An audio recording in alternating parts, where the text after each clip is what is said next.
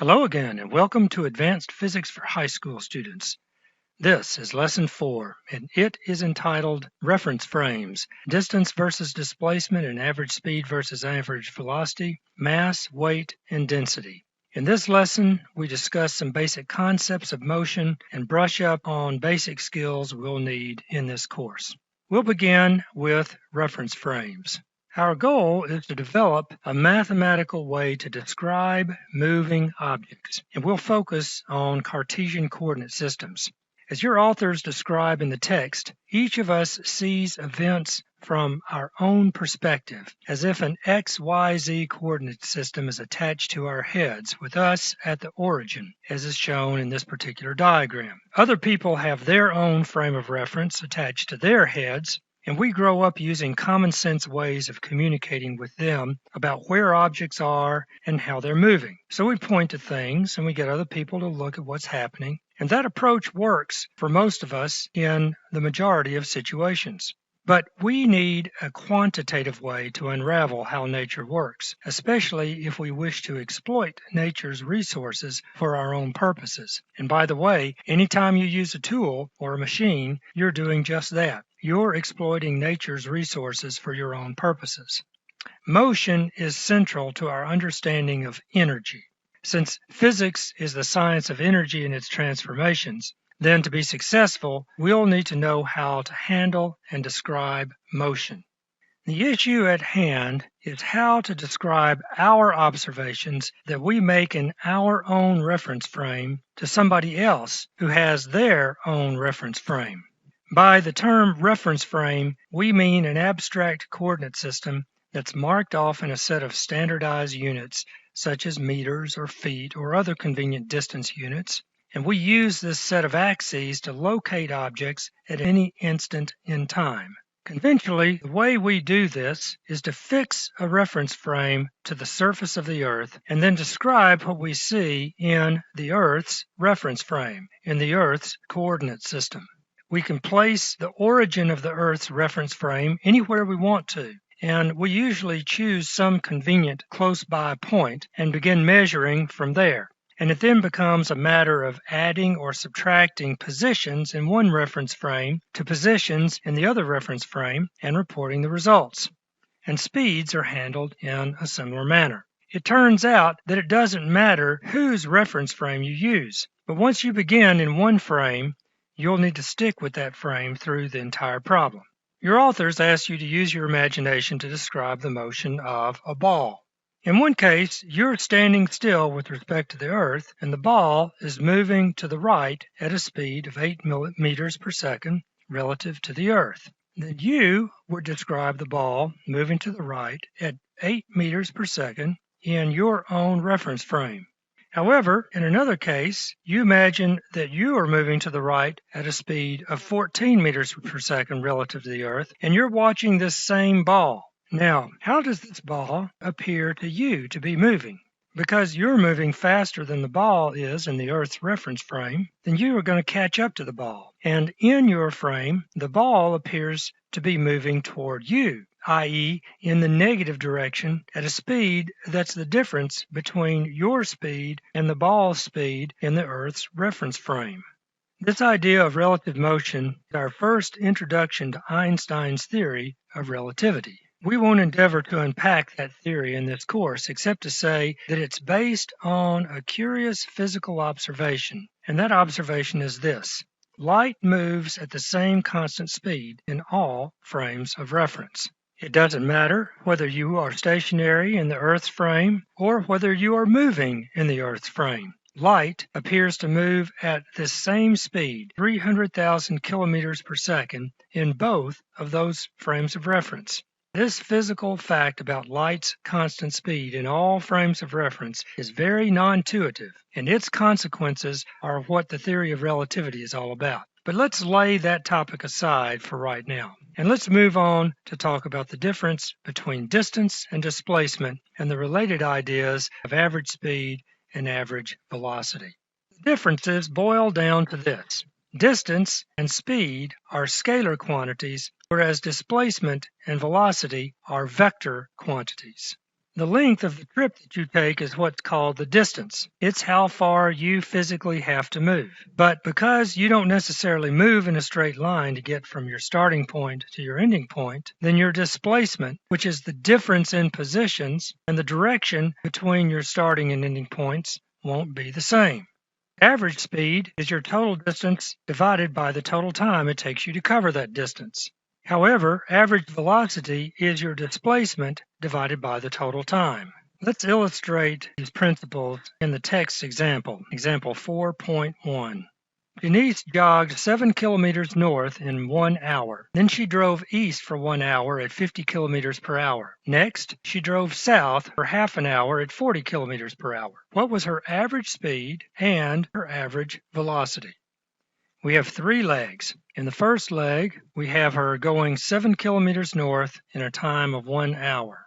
The distance that she's going is 7 kilometers, and the time she takes to go this distance is 1 hour. Now in the second leg, she drives for 1 hour at 50 kilometers per hour. We've got to figure out how far does she go? Well, you know that for the distance is rate times time, or you could say that the speed is the distance divided by the time. If she goes for 1 hour at 50 kilometers per hour, then the distance that she covers in that leg of the trip is 50 kilometers. Now she has a last leg of the trip. She drives south for half an hour at 40 kilometers per hour. Now again, we're using this equation from common sense that speed is equal to distance divided by time, so the distance is going to be the speed times the time. In this case, the speed is 40 and the time is half an hour. So I multiply those things together and I'll get 20 kilometers. You see, it's convenient that my time units will cancel each other. And when I solve problems, I want to be sure that I work in a consistent set of units. I end up with 20 kilometers as the distance she travels in this last leg. Now, if I wanted to figure out what the average speed was, I just add up the total distance and I divide it by the total time, and that's going to give me my average speed. On the other hand, the average velocity is a little more tricky because I have directions that I have to take account of. One leg of the trip is north, another leg of the trip is east, another leg of the trip is south. I have a certain starting point, a certain ending point, and I have to account for all that. And I'll do that with a vector diagram. Let's begin with the average speed, and then we'll sketch our diagram. The average speed is the total distance divided by the total time. In this case, Denise traveled a total of 7 plus 50 plus 20, which is equal to 77 kilometers. The total time that she traveled was 1 hour plus half an hour, which is 2.5 hours. Let me put all that together, and now I put the numbers into my calculator. And I find that Denise's average speed is 30.8 kilometers per hour. Now let's go for average velocity. This is where our diagram is going to be useful. I'm going to sketch a scaled diagram. In my scale, 1 centimeter equal to 5 kilometers. So I have a distance of 7 kilometers.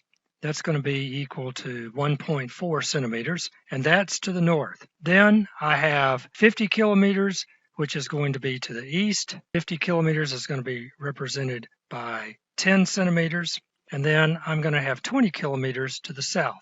So I'm going to start with an origin and try to set things in such a way that they'll fit on my page. I'm going to put my origin kind of in the middle on the left-hand side of my page and then draw each leg of the trip. There's the first leg of my trip. It's an arrow, which is 1.4 centimeters long. I'm letting north be up, right be east, down be south, left be west.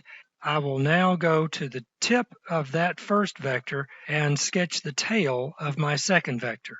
There's the second leg of my trip. It's 10 centimeters long and it's to the right or the east in my coordinate system. Now I go to the tip of the second vector and I put a new origin and I draw my third vector. And the tip of that third vector is the location of the end of the trip. Remember, each of these legs represent distances. I'll write those distances in. The displacement vector goes from the tail of the first vector to the tip of the last vector. I want to find how long it is, and I want to find what angle does this vector make with respect to this axis, the origin of the original vector. I'll call this displacement vector D, And if I could find how much dx is, in other words, how much the horizontal part of this is, and how much dy is, which is the vertical part of this, then I would have two legs of a right triangle, and then I could use the Pythagorean theorem to find the hypotenuse of that right triangle, and then I could use a trig function to figure out what the angle is. That's what I propose to do. It looks to me like the horizontal part of this triangle is fairly easy to see. I see that the only horizontal part of this trip was leg 2, and so the distance that this person goes horizontally is 50 kilometers. On the other hand, vertically, I can see that this person traveled 7 kilometers north and then 20 kilometers south, so that the distance that this person traveled below the starting point in the vertical direction is 13 kilometers in the downward direction. So now I have two sides of a right triangle, and I use the Pythagorean theorem and a trig function to find the other two pieces. I'm looking for the hypotenuse of this right triangle, and I'll find it by putting in the numbers for the legs. So d is the square root of dx squared plus dy squared. Now I put in the numbers. Now I pull out the calculator. I find that the length of this hypotenuse is about 52 kilometers. Now I'm looking for the angle. I know all three legs of this right triangle. I'm looking for the angle. I'll use the tangent function to help me. The tangent of the angle theta is equal to the opposite side dy divided by the adjacent side dx. Now I put in the numbers, and now I take the arc tangent of both sides. Now I pull out my calculator, making sure that I'm in degree mode, and I find that the angle theta is just above 14.5 degrees. Now I'm asked for the average velocity. The angle I've got is about 14.5 degrees, but the average velocity is going to be the displacement divided by the time. The displacement is nearly 52 kilometers. The time is still the 2.5 hours it took me to do this trip. So let's put all that together. I'm going to hang on to decimal places that came from the Pythagorean theorem for the displacement. Now I put the numbers in my calculator, and the number I come up with for the average velocity is just under 21 kilometers per hour. So I would say that the average velocity is 20.7 kilometers per hour at 14.6 degrees below the horizontal. In this particular coordinate system, where east is to the right and south is downward, then I would say that this is 20.7 kilometers per hour at 14.6 degrees south of east.